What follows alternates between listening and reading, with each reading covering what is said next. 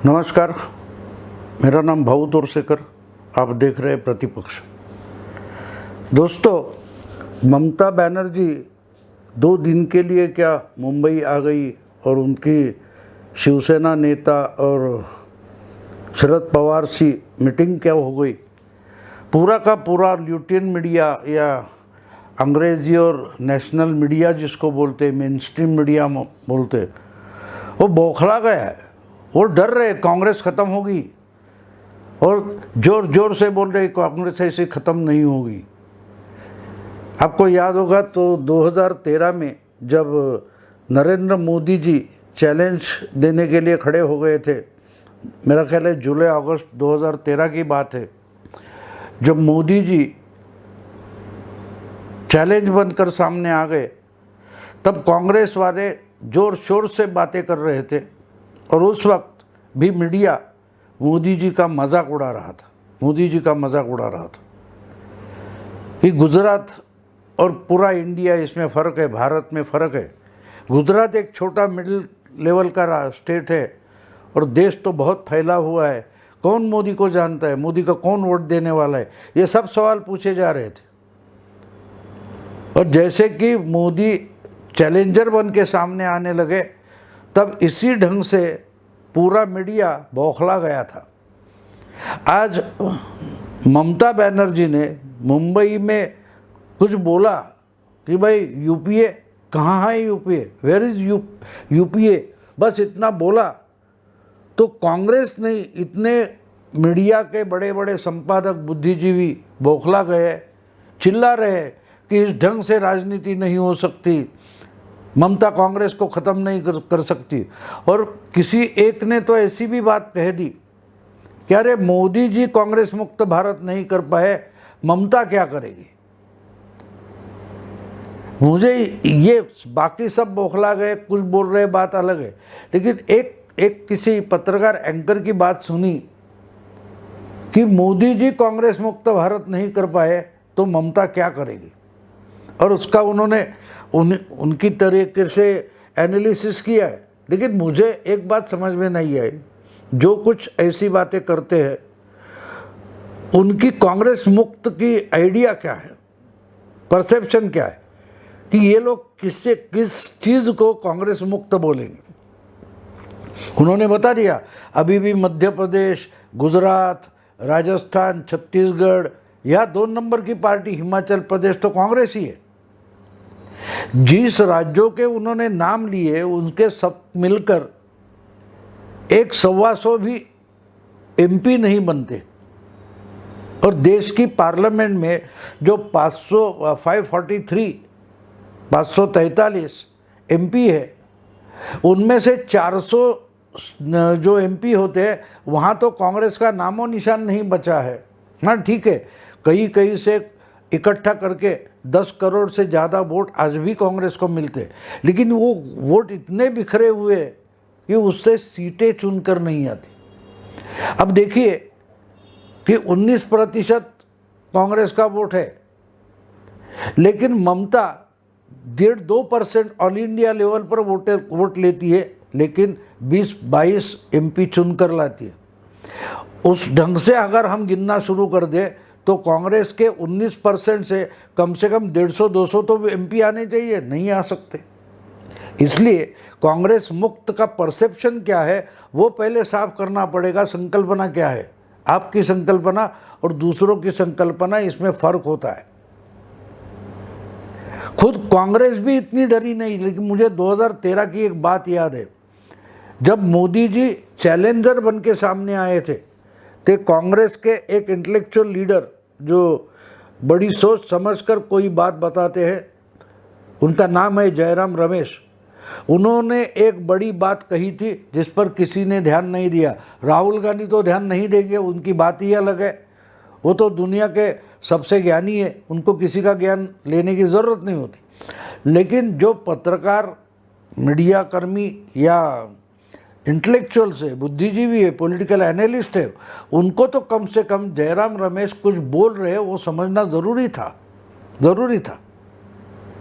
और उस वक्त जयराम रमेश ने बोला था, 1947 के बाद 1947 के बाद मोदी ये सबसे बड़ा चैलेंज कांग्रेस के सामने खड़ा है, लेकिन उनकी बात किसी ने सीरियसली नहीं ली थी, मजाक उड़ाया गया। जयराम रमेश का कांग्रेस में तो मजाक उड़ाया गया ही, लेकिन मीडिया में भी मजाक उड़ाया गया। आज हम देख रहे हैं कि वही लोग सब मिलकर मोदी को कैसे हराए, कैसे पराजित करे, इस पर हमेशा चर्चा कर रहे पिछले 7-7.5 साल से। अगर उस वक्त जयराम रमेश कुछ बोल रहे थे, वो समझने की कोशिश की होती, तो आज मोदी इतना बड़ा रौद्र रूप धारण करके, विराट रूप धारण करके सामने खड़े नहीं हो जाते। लेकिन इसके लिए जयराम रमेश हो या और कोई भी हो, समझो एक मूर्ख है, लेकिन वो भी कुछ बताता है तो वो कम से कम समझने की कोशिश करो, उसके पहले उसको मूर्ख मत बोलो। मुझे याद है जब जयराम रमेश ने ये बोला था कि मोदी ये 1947 के बाद का सबसे बड़ा चैलेंज है कांग्रेस के सामने, तब कांग्रेस के एक प्रवक्ता थे जो आजकल कहाँ है पता नहीं, उनका नाम तक सुनने को नहीं मिलता। उनका नाम था सत्यव्रत चतुर्वेदी, और वो मध्य प्रदेश से कोई लीडर थे और कांग्रेस के प्रवक्ता भी थे। तो उनको इतना गुस्सा आ गया था और वो बोले थे कि जयराम रमेश इतने ही मोदी भक्त हो गए तो कांग्रेस छोड़कर बीजेपी ने चले जाए और रोज के रोज मोदी की आरती करे, हमें कोई इतराज़ नहीं है। गुस्सा देखिए, लेकिन जयराम रमेश कुछ बता रहे, वो समझने की ज़रूरत थी। दो मोदी इतना बड़ा चैलेंज नहीं बनता कि कांग्रेस छोड़कर बाकी सब पार्टियां इकट्ठी हो रही है और इकट्ठी होने के लिए लड़ रही है। ममता भी मोदी जी को या बीजेपी को हराना चाहती है, कांग्रेस भी बीजेपी को हराना चाहती है। शरद पवार हो या बाकी सारे सो कॉल्ड सेक्युलर पार्टी हो या सेक्युलर मीडिया और इंटेलेक्चुअल्स हो, वो सबको मिलकर मोदी जी को ही हराना है, बीजेपी को ही हराना है। लेकिन अब भी वो जयराम रमेश क्या कहते हैं वो समझना नहीं चाहते। देखिए, जो चैलेंज होता है वो पहले स्वीकारना पड़ता है कि ये चैलेंज है। ममता हो या मोदी हो, उनको समझना जरूरी है कि ये क्या बता रहे।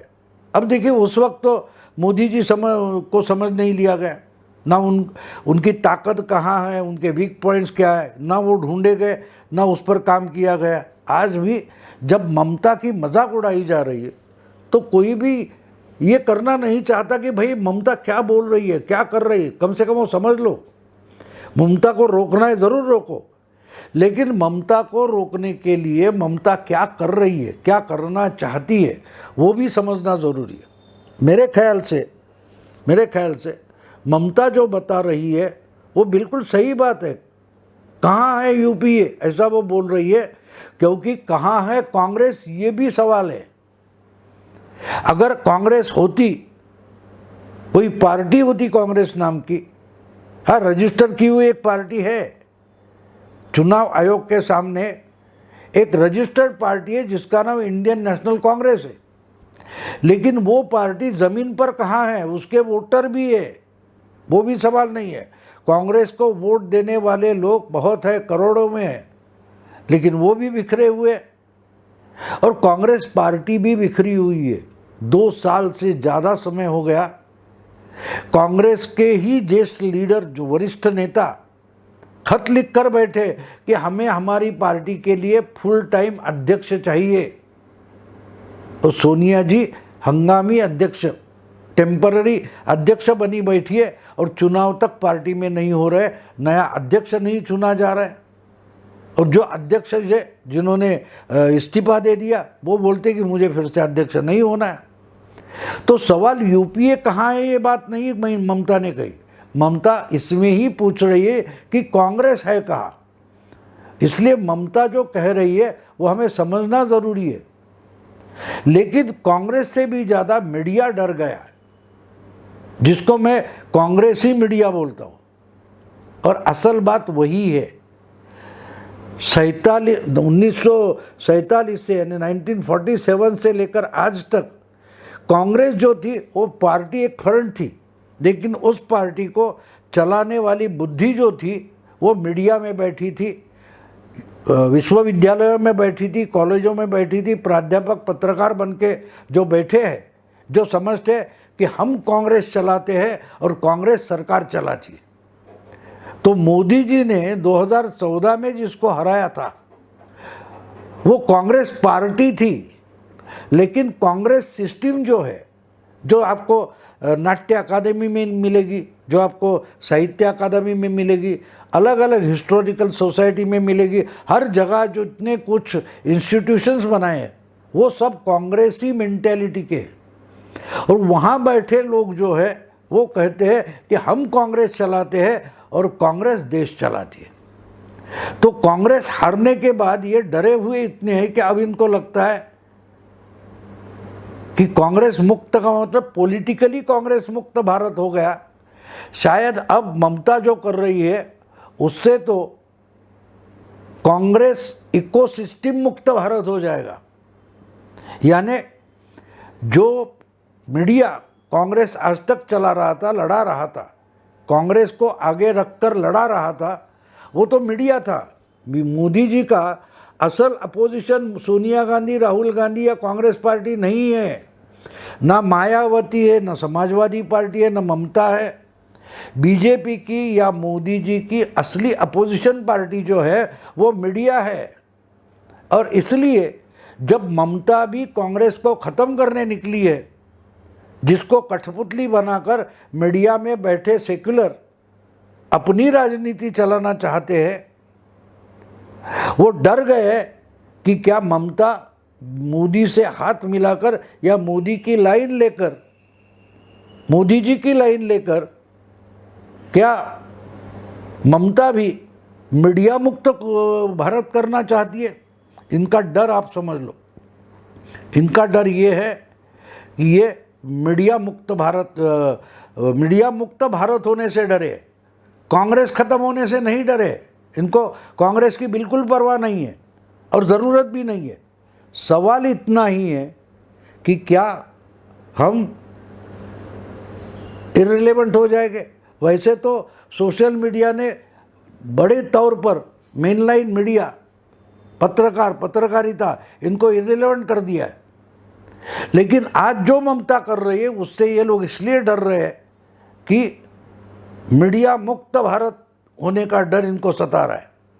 कांग्रेस पार्टी हार जाने से उनको डर नहीं है, वाजपेयी प्राइम मिनिस्टर बनने से उनको डर नहीं है, मोदी प्राइम मिनिस्टर होने पर कोई इनका आक्षेप नहीं है। आक्षेप अगर है तो मीडिया मुक्त भारत मत करो। इसका मतलब हमारी जो मानो मक्तेदारी है, मोनोपोली है, देश की राजनीति या देश की लाइन हम तय करेंगे, पॉलिटिकल हो, एडमिनिस्ट्रेटिव हो, वो हम तय करेंगे। ये जो मीडिया का तरीका पिछले 30-40 साल से रहा, उसका ख़त्म होने इनको डरा रहा है। और ममता जिस ढंग से आगे चल रही है, इससे ये इसलिए डरे हुए हैं, इनको लगता है कि ममता अगर इसी ढंग से जाती रही तो जो हमारे मालिक है, जो हमारे आका है, कांग्रेस पार्टी और कांग्रेस पार्टी की जो इकोसिस्टम है, वही अगर ख़त्म हो जाए तो हम जिएंगे कैसे। मीडिया में बैठकर पत्रकार और बुद्धिजीवी होकर कोई भी चुनाव बिना लड़े हम राजनीति कैसे करेंगे। आपको याद दिला दूँ दोस्तों, 26 मई 2014 को द हिंदू पेपर में शिव विश्वनाथन नाम के एक प्राध्यापक ने, प्रोफेसर ने आर्टिकल लिखा था अंग्रेजी में, how Modi defeated liberals like me. मेरे जैसे उदारवादी यानी लिबरल को मोदी जी ने कैसे हराया, परास्त किया, पराभूत किया, पराजित किया। मतलब क्या था। शिव विश्वनाथन तो एक प्रोफेसर है, टीवी पर दिखाई देते, ज़्यादा से ज़्यादा अंग्रेजी टीवी पर दिखाई देते। वो तो कभी चुनाव लड़े नहीं, ना चुनाव लड़ने वाले, ना किसी पार्टी में शामिल है। तो मोदी ने इनको कैसे हराया। मतलब ये था कि मीडिया के ज़रिए मैं यानी शिव विश्वनाथन व उनके जैसे जो लोग सालों से, दशकों से भारतीय राजनीति में हस्तक्षेप करते रहे, अपनी ही राजनीति या अपनी सोच आगे बढ़ाते रहे, उसको मोदी ने हराया। शिव विश्वनाथन जो बता रहे हैं वो हमें समझना चाहिए। फिर ममता पर पूरा मीडिया क्यों बिगड़ा है, क्यों गुस्सा हो गया है, वो पता चलेगा। ममता तो मीडिया का आदर नहीं करती, सम्मान नहीं रखती, मीडिया के खिलाफ जाती है। अब ये बात हो गई है कि ममता भी कांग्रेस को हराना नहीं चाहती, कांग्रेस को ख़त्म करना चाहती।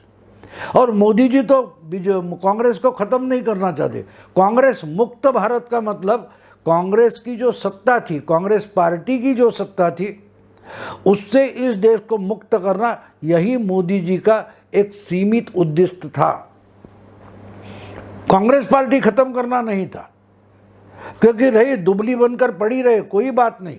और बाकी काम तो अब राहुल गांधी कर रहे। पिछले चुनाव ने हमने देखा 44 से 52 तक आ गई, शायद अगले समय 58-60 तक जाएगी, लेकिन उससे आगे बढ़ेगी नहीं। तो ये काम मोदी जी को करना ही नहीं था, उनको कांग्रेस पार्टी को दुबला बनाना था। और अगर ख़त्म करना है मोदी जी को, तो ये जो कांग्रेस इकोसिस्टम है, जो समाज के अलग अलग घटकों में जा बसी है, नस नस में बसी है, साहित्य अकादमी पुरस्कार वापसी, ड्रामा, पॉलिटिक्स, बॉलीवुड, हर जगह आप देखिए तो आपको पता चलेगा कि वहाँ कांग्रेस इकोसिस्टम है। और शायद ममता इसी ढंग से चलती रही तो कांग्रेस इकोसिस्टम खत्म हो जाएगी। इसलिए पूरा मीडिया आज अगर डिस्टर्ब है, हैरान है, परेशान है, तो उनको लगता है कि ममता भी इसी ढंग से काम करती गई तो कांग्रेस पार्टी जो उस सब इंस्टीट्यूशन पर अपना सहाय देती है, मदद करती है, वो भी अगर ख़त्म हो जाए, कांग्रेस ख़त्म हो जाएगी, तो इनका दाना चारा ख़त्म हो जाएगा, तो इकोसिस्टम ख़त्म हो जाएगी। पहले तो गवर्नमेंट से मिलने वाला जो दाना चारा है वो तो मोदी जी रोक रहे, अब ममता इनकी जान पर बनेगी, तो मीडिया मुक्त भारत हो जाएगा, सो कॉल्ड इंटेलेक्चुअल मुक्त भारत हो जाएगा। और इससे है डरे। दोस्तों, आप यही रुकता हूँ। अगर आपको ये वीडियो पसंद आए तो लाइक कीजिए, शेयर कीजिए और प्रतिपक्ष को सब्सक्राइब कीजिए। नमस्कार।